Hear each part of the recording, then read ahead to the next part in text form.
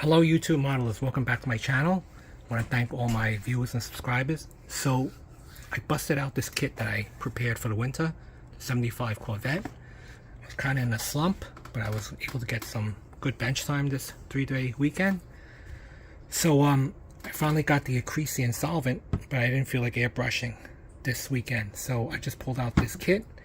Hopefully it'll help me get back into the swing of things. So after spray painting and then prepping it for winter, I basically just pulled out this weekend and I detail painted everything, including the body.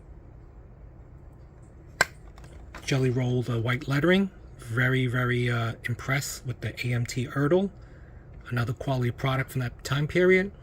The impressions of the BF Goodrich Radial TA is very pronounced, so able to get a very nice, clean, crisp impression on the tires. So I was able to white letter it, black wash and the turn signals. The engine, I wired it, but this is the first time I wired the spark plugs beneath the exhaust ports. I think that's how it was on the C3s. The 350, I chose this option over the, I think the 427 tri-power, because it came with the triangular air cleaner as well, and the triple dual quads that you can put on top. So I chose just, I guess, the 4-barrel. Pretty impressive though. I only put masking tape on top because I want you to see the large carbs detail on the throttle body and all that, the intakes, interior, and also the dash with the jelly roll.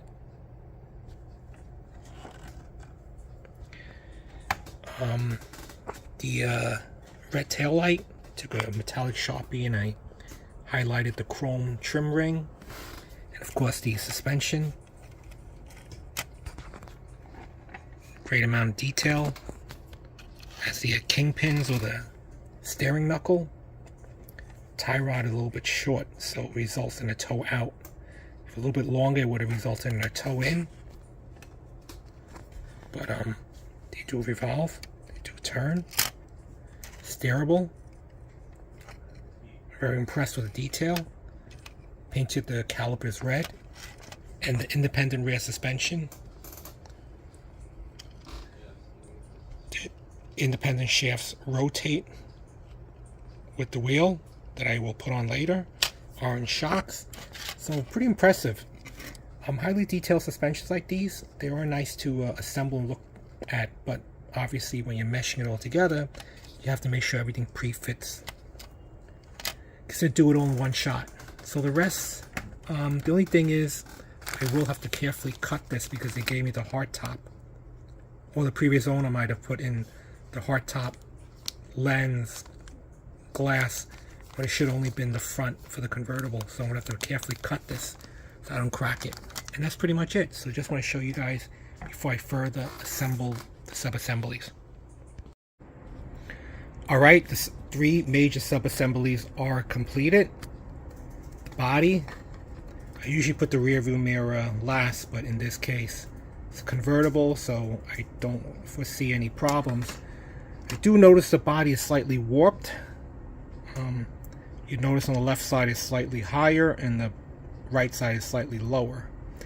I bought this open box, so it's possible the previous owner might have stuck it in a place that was hot and it kind of distorted over time, but who knows. But anyway, this is the body. Everything's done. Body is slightly warped. Chassis is completed. Located the coil, installed it, getting slight misalignment, meaning negative camber on this side, but it's really hard to adjust because it's just that kingpin held on with the 2 contact points, the upper and lower arms. So there's really nothing I can do about that. I had to makeshift these 2 mounting points for the exhaust, or else they would drag on the floor because they don't come with one. So I'll install that once I mount the body onto the chassis. Interior is done. There's quite a bit of space on the steering column from the steering wheel to the instrument panel, so I think that's probably not in proportion. That's just a lot of space. But anyway, I dry fitted it. It looks like I'm gonna have a little bit of an issue with mating it. It's not gonna be perfect, but I'll be back when everything is done. But for the most part, 3 sub-assemblies are done. Now I just have to put everything all together. Everything's assembled. Alright, so we are finally finished with this kit. Overall, the kit was fun to build, but individually, the parts were detailed and seemed to be better than when you try to fit and put them together. So fit and finish is not so great, but individually the pieces and parts seem to be detailed enough. So here is the finished kit. Pretty happy with the yellow. In the video it actually shows up a little darker, but in actual it's actually a little bit lighter. But let's go over the pros and cons. So as I outlined before, love the pronounced good detail on the raised lettering, so it makes it very easy to white letter it. Independent suspension, the steerable, opposable front wheels, very nice. I also did the combination lap and shoulder belts for the seat belts. The hardtop, the anchor point is slightly higher on the pillar, but convertible is slightly lower, but there it is. Slightly incorrect, because I think in the real car there's only 2 chrome pins, not a third one, but they gave you a center one, which I didn't highlight. No decals are provided for the Chevrolet cross-checkered flags and the rising sun emblem, so I had to do that by hand. I'd like that they included side mirrors, very good Stingray molding, so I was able to highlight that in chrome. Same thing like the vent in the back. I was able to highlight the trim rings for the lights. Dash detail is okay. So as far as the cons go, it's a little bit hard mating the chassis to the body. So if you notice, it's a little bit high in the front. Kind of looks like it's lifted slightly.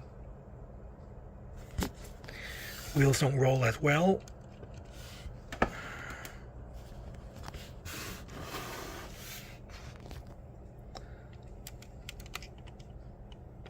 But the engine is pretty decent. I finally installed the coil. And I wanted the air filter to be removable so you can see the detail of the carburetor, the 4-barrel. I believe this is a 350. I have a lot of extras left over from the kit, like the luggage rack. I decided not to install it because it would have ruined the streamlined look. I still have a helmet, roll bar, the harness system, the seat harness. Also have the Steely wheels and the Chevrolet Rally wheels that I can use on another kit. And of course side exhaust, so a lot of extra parts, which is always good. Overall, the Corvette is similar to the Deuce Coupe, very fun to put together because it's only half or 3/4 the size of an average size car. There's no back seat. And I'm glad that I put this kit together, but there are some shortcomings.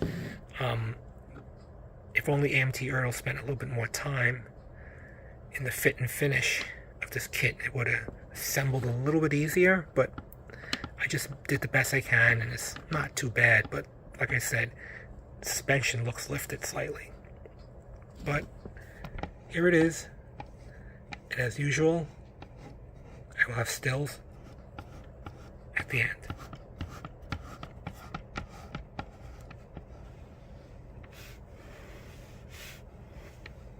Thanks for watching.